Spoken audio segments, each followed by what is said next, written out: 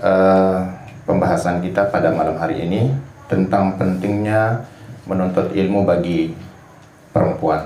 Jadi merangkat yang di awal tadi, perempuan atau wanita ini kan ibarat madrasah yang pertama. Jadi sebelum dia sekolah formal, berarti sekolahannya si pertama itu adalah ibunya. Bahkan tidak berhenti begitu dia masuk sekolah formal, berarti bukan sekolah pertama itu berhenti, tetap sampai akhir hayat. Nah, dalam sebuah hadis yang sahih, jadi seliputan dah pada hafal ini, al-jannatu tahta aqdamiha, bukan tahta aqdamil ummahat ya, al-jannatu tahta aqdamiha. Jadi surga itu ada di bawah telapak kaki ibu. Ini kan sering dengung-dengungan. Cuma kadang-kadang kita sering salah paham dan berat sebelah. Maksudnya berat sebelah, jadi hadis ini dianggap, nah ini dalil yang kuat, seorang anak itu wajib berbakti dengan toa'nya. Nah, sampai-sampai Rasulullah mengatakan surga itu ada di bawah telapak kaki ibu. Di satu sisi memang penafsiran ini benar, cuma masih timpang berat sebelah. Justru yang seringkali dilupakan, hadis ini sebenarnya sasaran untuk ibu. Surga itu ada di bawah telapak kaki ibu. Artinya yang paling memungkinkan, besar kemungkinannya memberikan surga kepada anak itu adalah ibu, bukan bapak. Kenapa? Karena pergaulan anak dengan ibunya jauh lebih banyak dibandingkan dengan bapaknya. Kan ibu tugasnya lebih full lah katakanlah, atau paling tidak lebih banyak. Karena yang dituntut dalam Islam berkewajiban mencari nafkah itu keluar adalah bapak. Jadi otomatis pergaulan anak dengan bapak kurang dibandingkan dengan anak ke ibu. Nah, ini pendengarnya, surga itu ada di bawah telapak kaki ibu. Nah, sampai-sampai Rasulullah mengatakan dengan toa ibu dalam hal ini 3 kali lipat dibandingkan dengan ayah. 3 kali lipat apanya? Berbaktinya seorang anak. Kenapa? Karena pendidikan dari ibu itu atau pergaulan dengan ibu itu lebih intens. Jadi lebih banyak dibandingkan dengan bapak. Nah, pertanyaannya adalah, kalau Rasulullah mengatakan surga itu yang paling banyak peluangnya diberikan kepada anak itu adalah ibu, apa persyaratannya? Ngumbeng kunembang surga tiba anaknya kalau ibu itu tidak berpendidikan.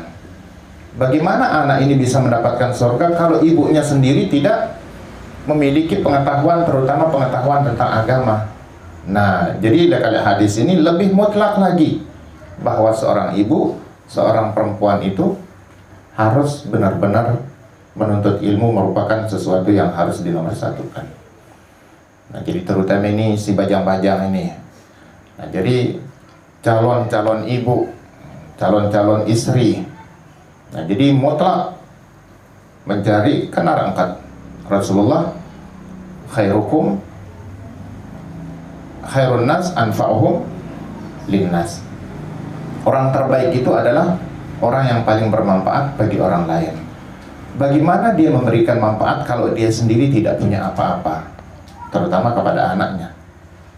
Nah, jadi kali ini kita lebih disindir lagi, lebih tertantang terutama perempuan untuk terus mengkaji dan memperdalam ilmu, terutama ilmu-ilmu agama.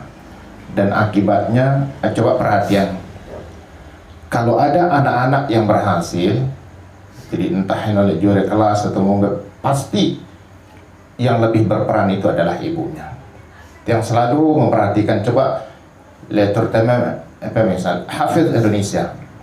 Jadi setiap kali anak-anak itu diwawancarai Anjela Neno, pasti yang paling berperan itu adalah ibunya.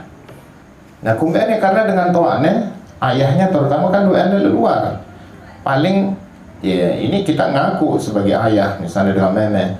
Jadi kita lebih cenderung kursusan wah ya, lesan. Nah, jadi kita lebih kecenderungannya ketuk lamun dengan ini pasti melene turun tangan langsung.